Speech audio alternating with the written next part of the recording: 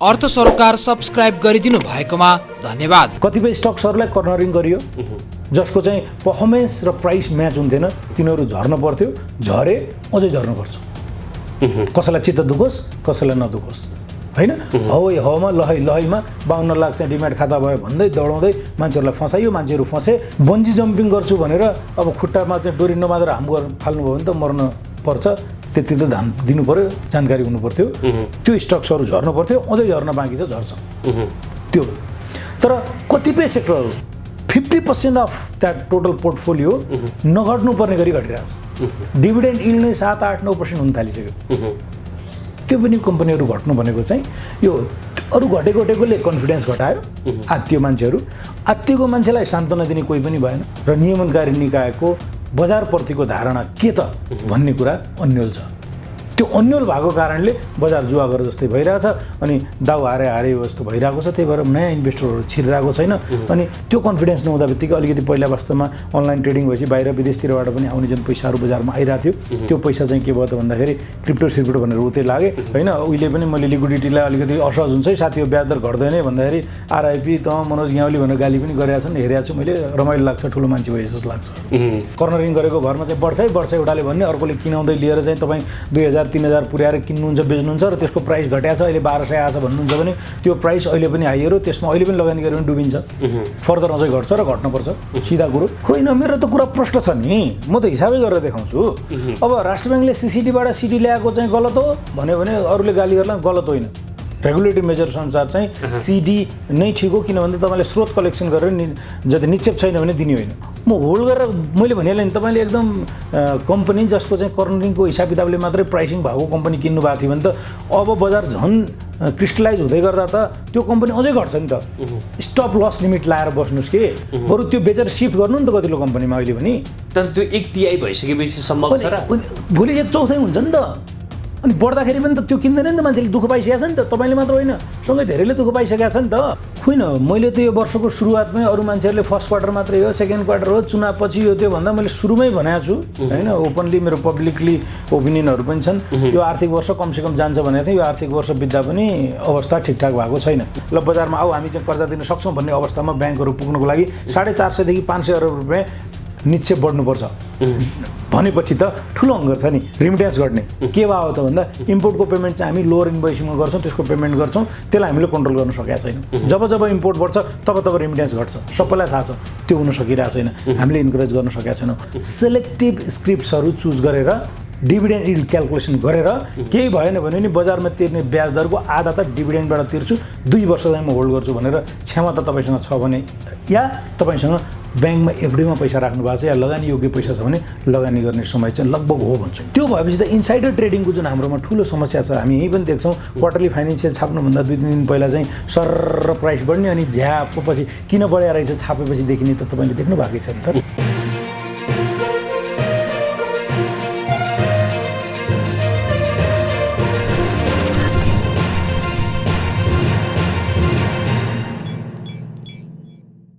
प्रसङ्ग बदलौँ। अहिले जस्तो नेपालको ब्याङ्किङ क्षेत्रमा तपाईँहरूले पनि एकदम धेरै भोगिरहनु भएको समस्या वा समग्र अर्थतन्त्रले भोगिरहेको समस्या यो तरलता अभावको छ। तपाईँले केही समय अगाडि पनि अलिक बढी नै जाला कि भन्ने खालको सङ्केत पनि गर्नुभएको थियो विभिन्न सामाजिक सञ्जाल मार्फत। अहिलेको स्थिति चाहिँ ठ्याक्कै के छ? होइन मैले त यो वर्षको सुरुवातमै अरू मान्छेहरूले फर्स्ट क्वार्टर मात्रै हो, सेकेन्ड क्वार्टर हो, चुनाव पछि हो, त्यो भन्दा मैले सुरुमै भनेको छु होइन। ओपनली मेरो पब्लिकली ओपिनियनहरू पनि छन्। यो आर्थिक वर्ष कमसेकम जान्छ भनेको थिएँ, यो आर्थिक वर्ष बित्दा पनि अवस्था ठिकठाक भएको छैन। र अहिलेकै अवस्था हेर्नुहुन्छ भने अहिले चाहिँ रिसेन्टली केही समय अलिकति डिपोजिट बढ्ने क्रम जारी छ र जुन हरेक वर्ष असारमा बढ्छ पनि त्यो हिसाब किताबले त हामी एक्सपेक्ट गर्छौँ कहिलेकाहीँ 2-2.5-300 अरबको हाराहारी पनि असारमा डिपोजिट चाहिँ त्यो सरकारको खर्चहरू हुने, सेटलमेन्ट हुने अनि गभर्मेन्टको पनि पेमेन्ट हुने कारणले अलिकति बढ्न जान सक्छ, त्यो बढ्छ पनि।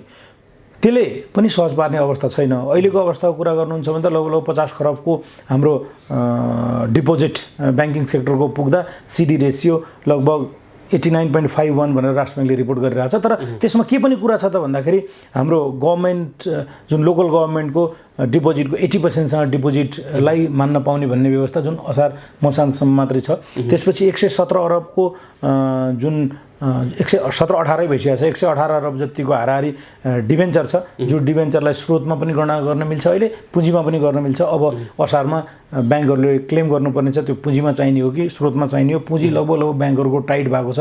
काउन्टर साइक्लिकल बफरको पनि अब रिल्याक्सेसन राष्ट्र ब्याङ्कले धेरै नदिने अवस्था रह्यो भने पुँजी कोषमै त्यसलाई लिएर जानुपर्ने अवस्था भने त्यो पनि एमाउन्ट घट्छ। रिफाइनेन्सिङ पनि क्ल्यारिटी छैन, पोहोर सालभन्दा पनि रिफाइनेन्सिङ घटाएको छ, राष्ट्र ब्याङ्कले त्यसलाई इन्करेज गर्ने जस्तो स्थिति देखिएको छैन। अब यी समग्रका कुरा हेर्दै गर्दाखेरि डिपोजिटको ग्रोथ रेट चाहिँ अत्यन्त उत्साहजनक छैन र कर्जाको जुन बढ्ने ग्रोथ हो त्यसलाई हामीले दबाएर मात्र राखेको छौँ, स्प्रिङलाई दबाएर राखेको हो।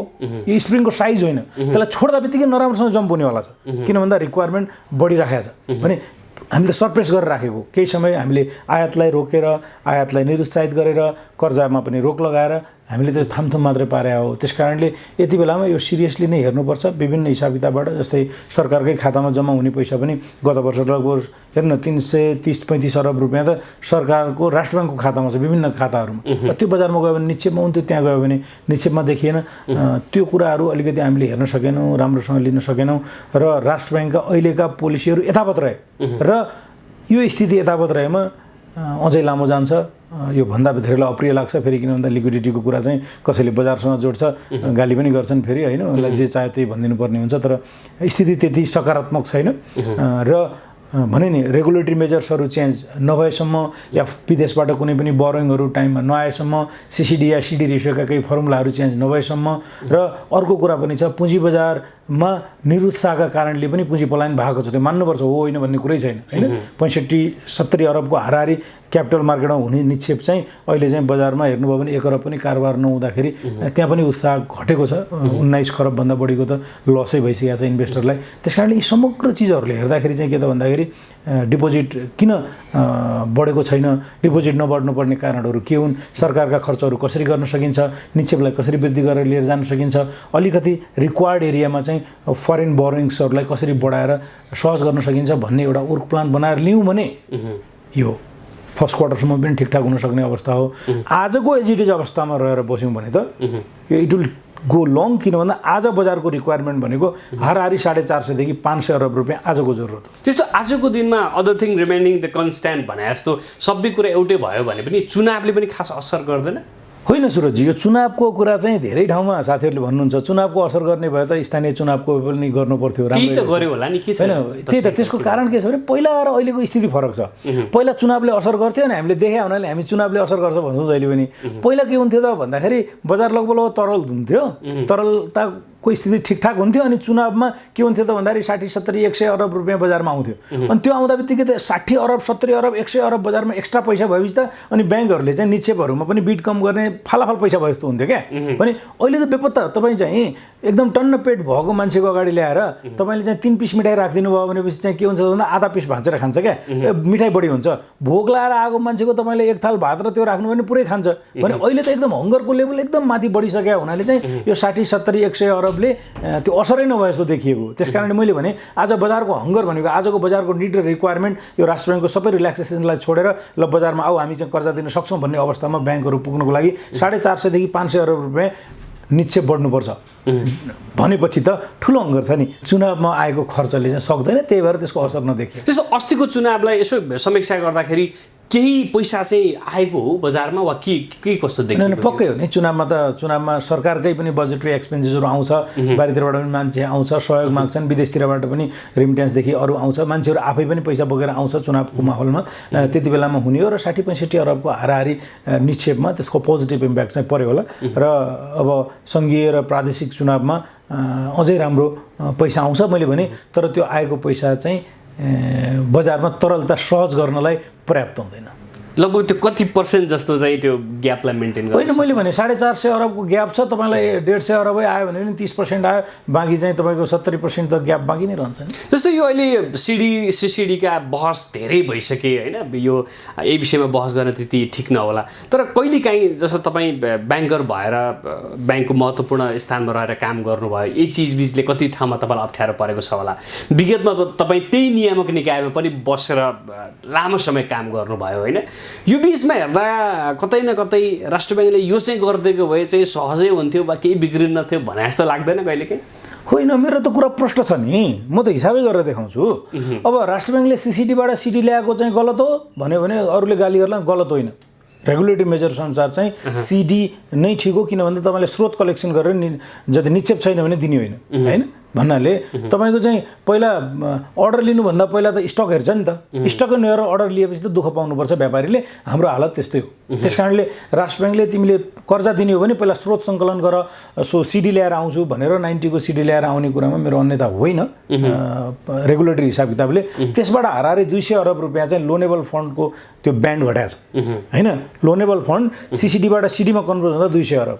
त्यसपछि राष्ट्र ब्याङ्कले अर्को पनि एउटा सर्कुलर ल्याएर आयो जसमा त्यो विदेशी मुद्राको निक्षेप एउटा ब्याङ्कले अर्को ब्याङ्कलाई अर्कोमा राखेर चाहिँ क्रस डिपोजिटलाई डिपोजिटमा काउन्ट गर्न पाइँदैन भने त्यहाँ 75 अरब गयो, होइन भने 275 अरब भयो। अनि अर्को हिसाब किताब लगाउनुहोस् तपाईँ यतापट्टि सरकारको पोहोर साल र यो साल मैले सम्पूर्ण खातामा भनेर खातामा भएको रकम हेर्नु 135 अरबभन्दा बढी चाहिँ त्यो राष्ट्र ब्याङ्कमा विभिन्न सरकारी निकायहरूको खातामा जम्मा भएको रकम बढाएको छ, है। अब त्यो हिसाब किताबले जाँदाखेरि जोडेर जानुभयो भने तपाईँको लगभग 400 अरब रुपियाँ यही हिसाब आइहाल्यो। बिओपीको डेफिसिट सब्सटेन्सियल छ। बिओपीको डेफिसिट सब्सटेन्सियल हुँदै गर्दा अर्को असर जहिले पनि के हुन्छ त भन्दा रिमिटेन्स घट्या छ। हेर्नुहोस् 2,80,000 भन्दा बढी मान्छे चाहिँ विदेशमा जाने तर रिमिटेन्स घट्ने के भयो त भन्दा इम्पोर्टको पेमेन्ट चाहिँ हामी लोअर इन्भोइसिङमा गर्छौँ, त्यसको पेमेन्ट गर्छौँ, त्यसलाई हामीले कन्ट्रोल गर्न सकेका छैनौँ। जब जब इम्पोर्ट बढ्छ तब रिमिटेन्स घट्छ, सबैलाई थाहा छ। त्यो हुन सकिरहेको छैन, हामीले इन्करेज गर्न सकेका छैनौँ। फरेन डोनेसन ग्रान्ट या बोरोइङ हामीले एक्सपेक्टेसन गरे अनुसारको आउन सकेको छैन भने यी विविध कारणहरूले गर्दा स्रोतमा प्रेसर पऱ्यो। त्यस कारणले राष्ट्र ब्याङ्कले सिडी गरेर मात्र होइन क्या भने, तर टाइमिङ चाहिँ अलिकति के भयो त भन्दा राष्ट्र ब्याङ्कले सिडी गर्यो, टाइट भयो, टाइटपछि एको हो र टाइटको टाइटै हुँदै गयो। र ब्याङ्कहरू पनि कस्तो त भन्दाखेरि हामी पनि संयमित हुनु पऱ्यो नि त। जस्तै स्रोत छैन भने 90 सिडी भने चाहिँ हामी पनि के भने मौका पाएसम्म ब्याङ्कहरू पनि भने नि त्यो चोर बाख्रा जस्तो चाहिँ अलिकति मालिक दायाँ बायाँ छैन भनेपछि चाहिँ फुत्केर फेरि चोर्न गइहाल्ने जस्तो प्रकारको हाम्रो पनि प्रवृत्ति छ। त्यस कारणले यसमा राष्ट्र ब्याङ्क मात्र दोषी होइन, यसमा सरकारको बजेट खर्च नहुनु, अहिलेसम्म 35% चाहिँ क्यापिटल एक्सपेन्डिचर भएको छैन, होइन। बजेटै एक त पोर्छ घचाङघुचुङ ढिलो चाँडो त्यस्तै नि स्थिति भयो। कोभिड पछि चाहिँ मान्छेलाई पैसा चाहिन्थ्यो रिभाइभ गर्नको लागि र पैसा सस्तो दरमा चाहिन्थ्यो, ठ्याक्कै उल्टा भएको छ। पैसै छैन, पायो भने नि 15-16% बरु सहकारीको चाहिँ क्यापिङ भएर चाहिँ ब्याङ्कहरूले तपाईँलाई 15-16% को ब्याज दर लगाउँदाखेरि यसले त हामीले हित त गरेका छैनौँ। यसमा सिरियस डायलग डिस्कसन हुन जरुरी छ। यसमा राष्ट्र ब्याङ्क मात्र होइन, मैले त बेला बेलामा भन्ने गरेको छु, यसलाई चाहिँ त्यो हात्ती छामे जस्तो गर्नु हुँदैन, यसलाई 360 डिग्रीको एङ्गलबाट चाहिँ हेरिनुपर्छ। र यसमा नियमनकारी निकायको हिसाबले राष्ट्र ब्याङ्कको भूमिका के, सरकारको भूमिका के, ब्याङ्करको भूमिका के मात्र होइन,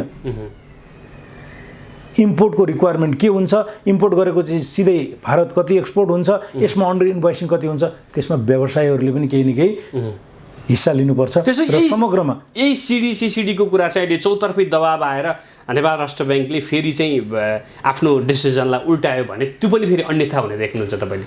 होइन, अब यस्तो छ, म चाहिँ फेरि भने नि सिसिडीमा ल्यायो भने अलिकति सहज हुन्छ। त्यो सहजता भनेको रिभर्स हुँदाखेरि त्यही 200 अरबको एक्स्ट्रा सहजता आउला। तर त्यो पनि पर्याप्त चाहिँ भएन। होइन, पर्याप्तै हुँदैन, त्यो पर्याप्त छैन। पहिलो कुरा केही समयलाई हुन्छ, फेरि हामी दौडिहाल्छौँ। फेरि अलिकति पर्याप्त हुँदा बित्तिकै त ब्याङ्कहरू मैले भने नि कर्जा हामीले एप्रुभ गरेको कर्जाहरू डिस्बर्स गर्न सकेका छैनौँ, होइन। कतिपय प्रोजेक्टहरू चाहिँ पाइपलाइनमा भएको प्रोजेक्टहरू डिस्बर्स एप्रुभ भएको कर्जाहरू जान्न सकेका छ, फाइलहरू ब्रान्चमा रोकिएको छ, ग्रोथ दौडिन्छ क्या। अनि त्यो दौडिँदा बित्तिकै फेरि हामी त यो त 2-3 महिनामा सबै फेरि सकिदिइहाल्छौँ। त्यस कारणले समाधान सिडीबाट सिसिडी गर्नु मात्रै समाधान होइन, समग्रतामा हेर्नुपर्छ।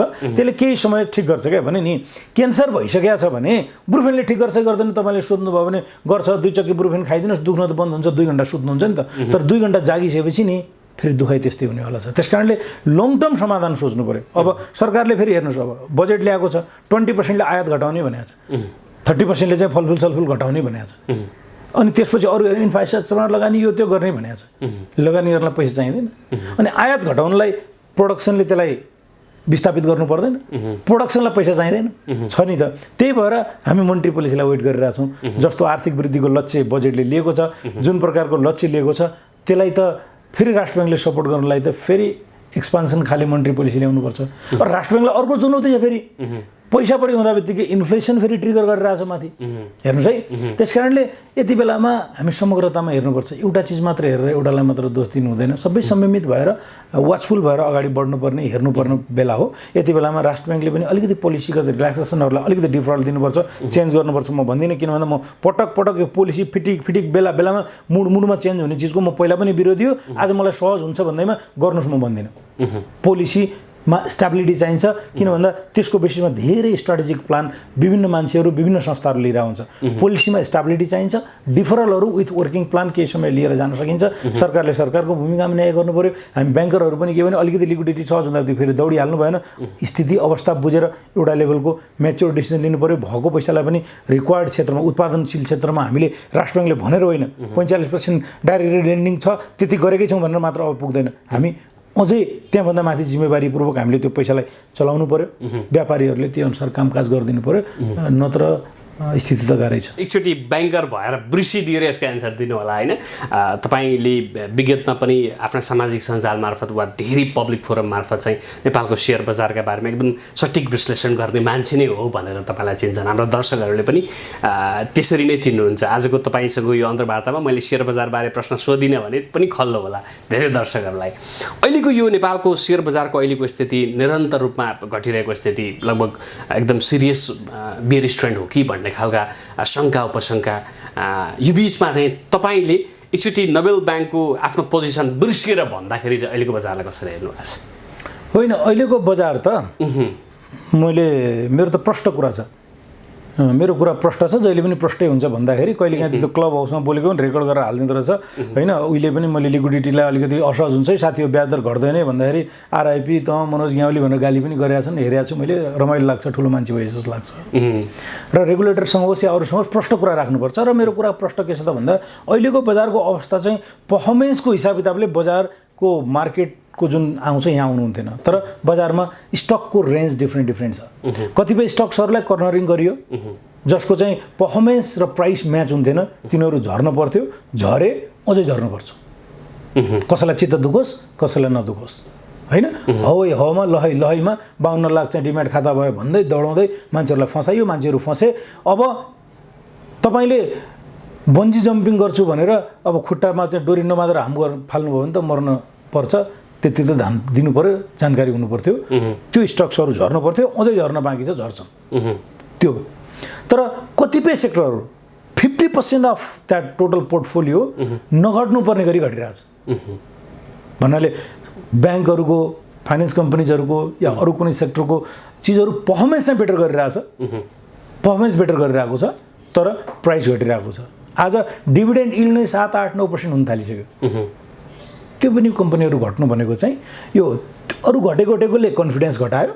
आत्तियो मान्छेहरू, आत्तिएको मान्छेलाई सान्त्वना दिने कोही पनि भएन, न नियमनकारी निकाय न यो बोलीचालीमा पनि वास्तवमा धेरै नै खराबी छ होइन। मान्छेहरूले हतोत्साही बनाउने हिसाब किताबले मात्र या त नियमनकारी निकायको मान्छे या त बोल्नै हुन्न, बोल्यो भने अलिकति सान्त्वनापूर्वक बाउको भूमिका हो नि त। हेर्नु न कतिपय आइरहेछ त बजारमा मान्छेहरूको इन्टरभ्यूहरू आइरहेछ, नेगेटिभ कुराहरू आउँछ, गाली। यसले गर्दाखेरि के त भन्दाखेरि सरकारको र नियमनकारी निकायको बजारप्रतिको धारणा के त भन्ने कुरा अन्यल छ। त्यो अन्यल भएको कारणले बजार जुवा गरेर जस्तै भइरहेछ अनि दाउ हारे जस्तो भइरहेको छ। त्यही भएर नयाँ इन्भेस्टरहरू छिरिरहेको छैन। अनि त्यो कन्फिडेन्स नहुँदा बित्तिकै अलिकति पहिला वास्तवमा अनलाइन ट्रेडिङ भएपछि बाहिर विदेशतिरबाट पनि आउने जुन पैसाहरू बजारमा आइरहेको थियो त्यो पैसा चाहिँ के भयो त भन्दाखेरि क्रिप्टो भनेर उतै लागे। तर यो राइट टाइम छ। क्रिप्टोमा मान्छेले झापड खाइछ, आत्तिरहेछन्। यति बेलामा पुँजी बजारलाई अलिकति मैले भने फेरि एकदम प्रोत्साहित गरेर अनरियलिस्टिक प्राइसिङ गर्ने होइन, तर पुँजी बजार हतोत्साहित चाहिँ भइसकेको छ है। यति बेलामा पुँजी बजारलाई एउटा डाइरेक्सनमा अलिकति हात र साथ चाहिँ नियमनकारी निकाय र सरकारले दिनुपर्छ। किन भन्दा पुँजी बजारको विकास हुनु भनेको धेरै चिजको विकास सँगसँगै जोडिन्छ। यसमा अलिकति संवेदनशीलता कम हो कि जस्तो लाग्छ। यो संवेदनशीलता कम भएको कारणले इन्भेस्टरहरूको कन्फिडेन्स छैन।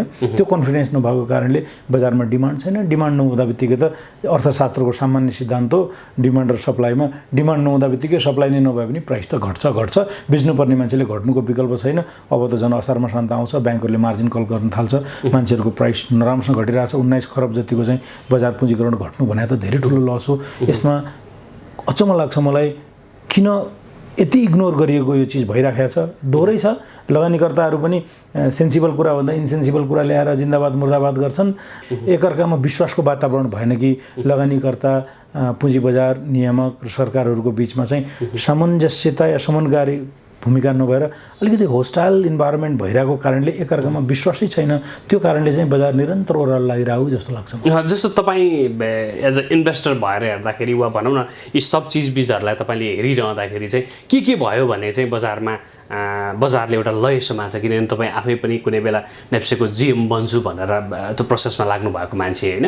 यसो सरसर्ती हेर्दाखेरि यो भइदियो भने चाहिँ नेपालको पुँजी बजार अहिले चाहिँ एकदम विकसित हुन्थ्यो भन्ने जस्तो लागेको होला नि, त्यो चाहिँ के छ? होइन, पहिलो त अब तपाईँले कुरा कोट्याइहाल्नुभयो। म त हुन लाग्यो भन्दा नि मन्त्री परिषदमा सिफारिससम्म पनि पाएको थिएँ, नेप्सेको सिओ हुन्छु भनेर लाग्यो एकचोटि होइन। अब त्यति बेला पनि मेरो कार्ययोजनमा थियो। पहिलो कुरा चाहिँ बजार हाम्रो म्याच्योर छैन। बजार म्याच्योर हुनलाई एडुक्वेट इन्फर्मेसन चाहिन्छ। म अलि लङ टर्म कुरा गर्दैछु, अहिलेको यो घटिरहेको बजार मात्रै बढाउने होइन।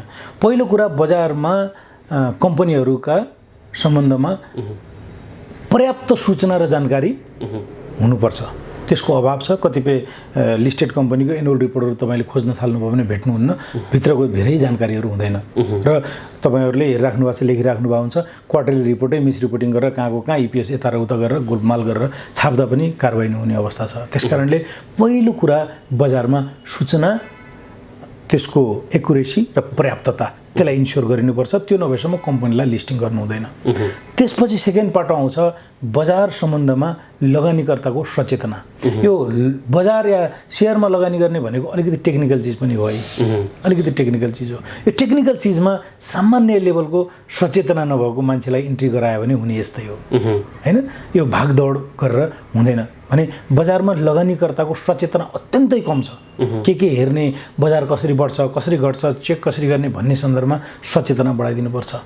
अनि अर्को कुरा चाहिँ नियमनकारी निकायहरू चाहिँ मान्छे परिवर्तन भएसँगै नियम चेन्ज हुने, कोही लहरमा बोल्ने गर्ने, बजारमा बोल्ने, कहीँ चाहिँ ब्युटी पार्लरको रिबन काट्न जाने त्यहीँ बोल्ने, अन्त बोल्ने चिजहरूले गर्दाखेरि यसले झन् यो तलमाथि गर्न सहयोग पुर्याउँछ। त्यस कारणले नीतिगत व्यवस्थाहरूमा धेरै फ्रिक्वेन्ट चेन्ज चाहिँ हुनु हुँदैन। नीतिगत व्यवस्थाहरू ठिक्क समयमा राम्रोसँग चेन्ज हुने र लङ टर्म जुन नीतिहरू आउँछ त्यो नीतिहरू चाहिँ धेरै चेन्ज गरिदिनु हुँदैन। र सरकारले पनि पुँजी बजारका सम्बन्धमा आफ्ना धारणाहरू प्रष्ट पार्नुपर्छ। यति काम भयो भने बजार राम्रोसँग चल्छ, म्याच्योर्ड हुन्छ, सिजन्ड हुन्छ। त्यसपछि यो सानोतिनो चिजले धेरै उतार चढाव चाहिँ गर्दैन जस्तो लाग्छ मलाई। जस्तो अहिले बजार एकदम घटिरहेको छ होइन, यो एकदम घटिरहनु भनेको चाहिँ विशेष गरी मार्केटमा इन्ट्री गर्न चाहनेहरूका लागि वा न्यू इन्भेस्टर्सका लागि एकदम सुनौलो मौका पनि भन्छन् होइन। तपाईँको आँखाले चाहिँ के देख्छ? मैले अघि पनि तपाईँहरूलाई भनेको थिएँ, जुन कम्पनीको चाहिँ सञ्चालकमा को छ, कहाँ छ, के छ, अपरेसनमा छ छैन थाहा छैन, लिस्टिङ भएको छ, अवस्था बेहाल छ, जसले 10 वर्षपछिसम्म डिभिडेन्ड दिन्छ कि दिन्न थाहा छैन, तर कर्नरिङ गरेको भरमा चाहिँ बढ्छ एउटाले भन्ने, अर्कोले किनाउँदै लिएर चाहिँ तपाईँ 2000-3000 पुर्याएर किन्नुहुन्छ, बेच्नुहुन्छ र त्यसको प्राइस घट्या छ, अहिले 1200 आछ भन्नुहुन्छ भने त्यो प्राइस अहिले पनि हाई हो, त्यसमा अहिले पनि लगानी गऱ्यो भने डुबिन्छ, फर्दर अझै घट्छ र घट्न पर्छ, सिधा कुरो होइन। तर कतिपय कम्पनीहरू यस्तो छन् जसको चाहिँ डिभिडेन्ड यिल्ड नै तपाईँको 6-7-8% भइसकेको छ होइन। 6-7-8% डिभिडेन्ड यिल्ड हुने कम्पनीहरू तपाईँको आइसकेको छ। इपिएसको त कुरै छोड्नुहोस्। त्यस्तो कम्पनीहरू तपाईँले सेलेक्सन गरेर राइट टाइममा सेलेक्टिभ र त्यसको पर्फर्मेन्स र फ्युचरको पनि तपाईँलाई आउटलुक राम्रो लाग्छ भने त्यो कम्पनीमा चाहिँ लगानी गऱ्यो भने ठिकै छ, 2-3 महिना अझै तल जाला, तर होल्ड चाहिँ गर्नुपर्छ है, आत्तिन चाहिँ हुँदैन है। केही समय होल्ड गर्नुभयो भने सेलेक्टिभ कम्पनीहरू बाई गरेर बजारमा छिर्ने बेला चाहिँ नभएको म भन्दिनँ, तर भोलिबाट बजार बढ्छ भनेको छैन मैले। अझै केही घट्न सक्छ, तपाईँको 10% अझै घट्ला, तर बढ्यो भने एकदम छिटो मेकअप हुन्छ। सेलेक्टिभ स्क्रिप्ट्सहरू चुज गरेर डिभिडेन्ड यिल्ड क्यालकुलेसन गरेर केही भएन भने नि बजारमा तिर्ने ब्याज दरको आधा त डिभिडेन्डबाट तिर्छु, 2 वर्ष चाहिँ म होल्ड गर्छु भनेर क्षमता तपाईँसँग छ भने, या तपाईँसँग ब्याङ्कमा एफडीमा पैसा राख्नु भएको छ या लगानी योग्य पैसा छ भने लगानी गर्ने समय चाहिँ लगभग हो भन्छु म। तपाईँले बेला बेलामा बिग्रेका चिजबिजहरूलाई सल्टाउने ट्रिकहरू पनि दिनुहुन्छ होइन। तपाईँको सामाजिक सञ्जाल फलो गर्नेहरूले त्यो अनुसरण पनि गरेका छन्। अहिले धेरैजना लगानीकर्ताको कस्तो देखिएको छ भने अघि नै जुन तपाईँले स्टकका कुरा गर्नुभयो त्यस्ता स्टकमा लगानी गरेर जुनमा लहैमा लगानी गरेर अहिले लगभग 1/3 भइसकेको छ कतिको त होइन। अब उनीहरू त फसिसके अब त्यस्ता लगानीकर्ताहरूले चाहिँ के गरेर उक्सिने भनेर धेरैजना लगानीकर्ताको प्रश्न र समस्या चाहिँ यो छ। यसलाई म एउटा एक्जाम्पल दिन्छु तपाईँलाई। दलदल हुन्छ, क्विकस्यान्ड हुन्छ। त्यो दलदल हुन्छ नि जुन ठाउँमा नदीको छेउमा दलदल देखिँदैन, बालुवा देखिन्छ। मान्छेले पहिला ढ्याङ्गै हिँड्दा बित्तिकै खुट्टा पहिला जुत्ता चप्पल छिर्छ, अनि त्यो जुत्ता चप्पल निकाल्ने चक्करमा मान्छे हल्लिन थाल्छ, जिउ जान्छ, खुट्टा जान्छ होइन। अनि त्यही चक्करमा जति हल्लिँदै जान्छ त्यति भाँसिँदै जान्छ। बेटर जुत्ता छोडेर चप्पल छोडेर जम्प गरेर ब्याक आउने मान्छे बाँच्छ। हेर्नुहोस् है, किन भन्दा दुःख त पाइसक्नुभयो। म होल्ड गरेर मैले भनिहालेँ नि, तपाईँले एकदम कम्पनी जसको चाहिँ कर्नरिङको हिसाब किताबले मात्रै प्राइसिङ भएको कम्पनी किन्नु भएको थियो भने त अब बजार झन् क्रिस्टलाइज हुँदै गर्दा त त्यो कम्पनी अझै घट्छ नि त। स्टप लस लिमिट लाएर बस्नुहोस् कि, बरु त्यो बेचेर सिफ्ट गर्नु नि त कतिलो कम्पनीमा अहिले पनि। तर त्यो 1 TI भइसकेपछि सम्भव छ र भोलि 1/4 हुन्छ नि त। अनि बढ्दाखेरि पनि त त्यो किन्दैन नि त, मान्छेले दुःख पाइसकेको छ नि त। तपाईँले मात्र होइन, सँगै धेरैले दुःख पाइसकेको छ नि त। भने जेसुकै होस् घाटा भयो नि त, सुहाउनु पर्छ। अब उपाय छैन नि त होइन। सहेर अब तपाईँले होल्ड गरेर राख्नुभयो भनेपछि त्यसले झन् बढी दुःख दिने नै हो, छुट्ने हो। र कम्पनीको प्रस्पेक्ट छ, प्राइस घटाएको छ, होल्ड गर्नुहोस्। किन भन्दा पछि क्यापिटल किन तिर्नु त्यही राख्नुहोस्। कम्पनीको फ्युचर प्रस्पेक्ट छैन, डिभिडेन्ड यिल्ड दिन सक्ने अवस्था छैन, प्यारिटीमा अरू लिस्टेड कम्पनीहरू त्योभन्दा धेरै नै बेटर हुने अवस्था आइसकेको छ भने 1 TI भए पनि बेच्नुहोस् र त्यो बेचेको पैसा चाहिँ निकालेर अन्त राख्नुहोस् भन्दिनँ। राम्रो स्क्रिप्ट छाँटेर तपाईँ हाल्नुहोस्।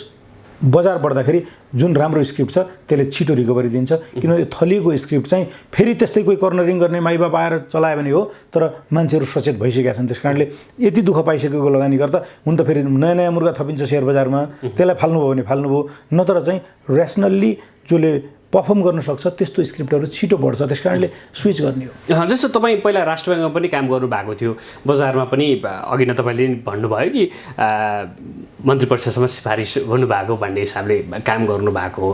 अहिले ब्याङ्कमा आफै पनि यो मर्जर एन्ड एक्विजिसनको प्रोसेसमा एकदम उल्लेखनीय भूमिकामा हुनुहुन्छ।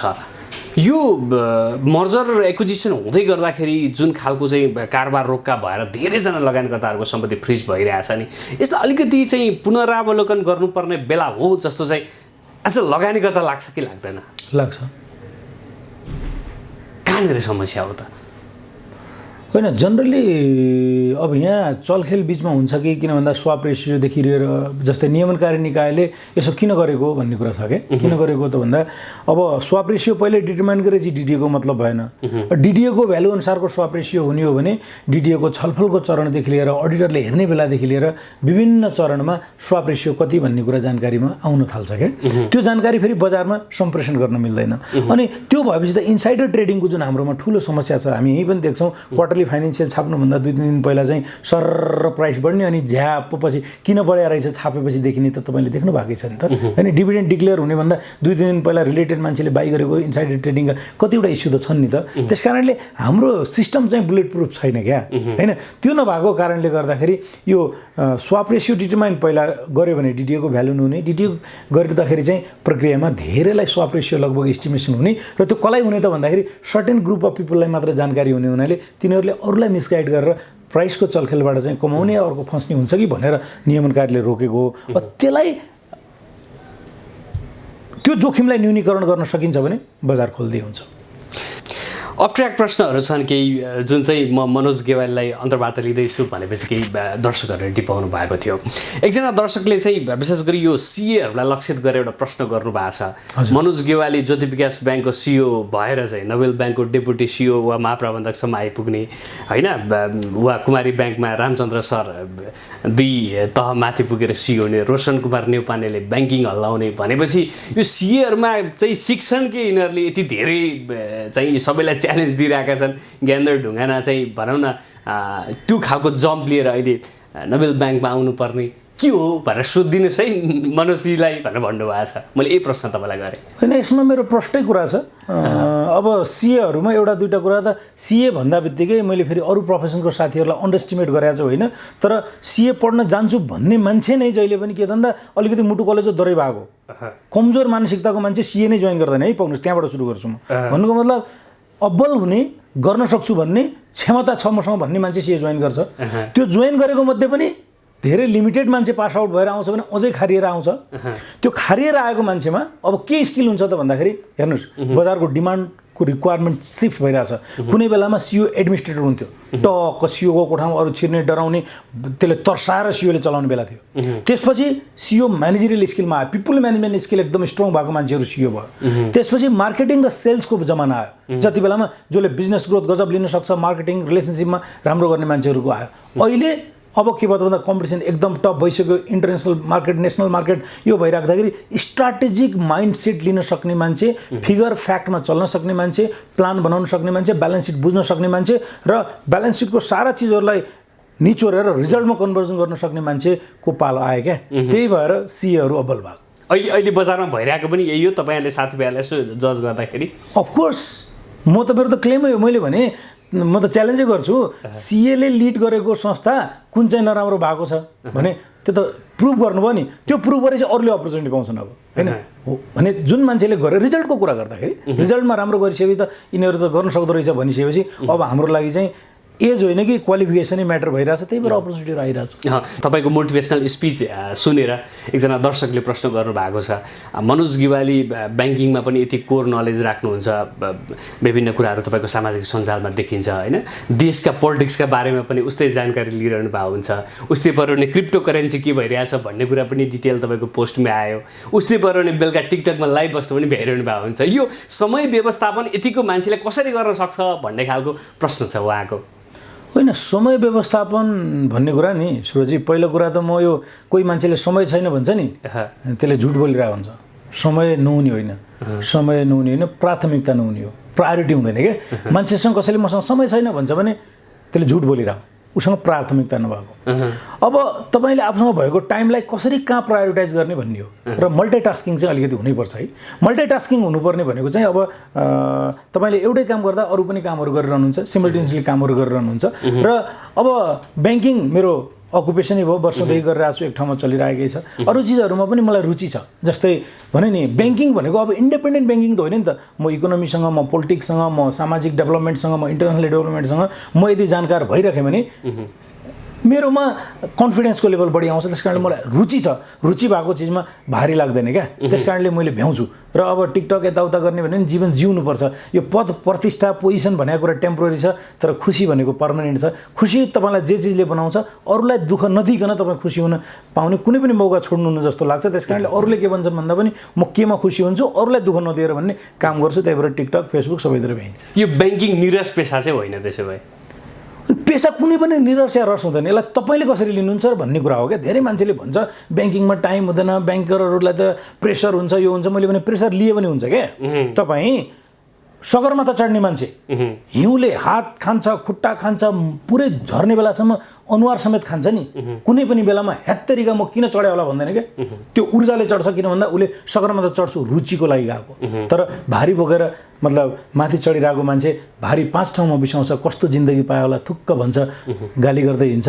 फेरि भोलिपल्ट भारी बोक्नुपर्छ, किन भन्दा त्यसले रुचिको लागि होइन, पेट धान्नको लागि हो।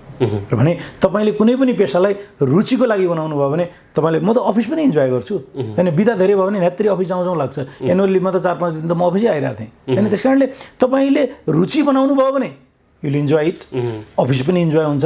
भार बनाउनु भयो भने तनाव हुन्छ, त्यसले केही पनि गर्नु सक्छ। हस् त, तपाईँको यो महत्त्वपूर्ण समय र संवादका लागि धेरै धेरै धन्यवाद। Thank you Suresh, thank you so much. हवस् दर्शकहरू, यो विशेष संवादसँगै आजका लागि हाम्रो कार्यक्रमको निर्धारित समय सकिएको छ। कार्यक्रम सम्बन्धी केही सल्लाह सुझाव वा प्रतिक्रिया भई स्क्रिनमा देखाइएको हाम्रो ठेगानामा सम्पर्क गर्न सक्नुहुनेछ। कार्यक्रमका सम्पूर्ण युनिटसँगै म सुरज प्याक्रुलाई पनि बिदा दिनुहोस्। नमस्ते।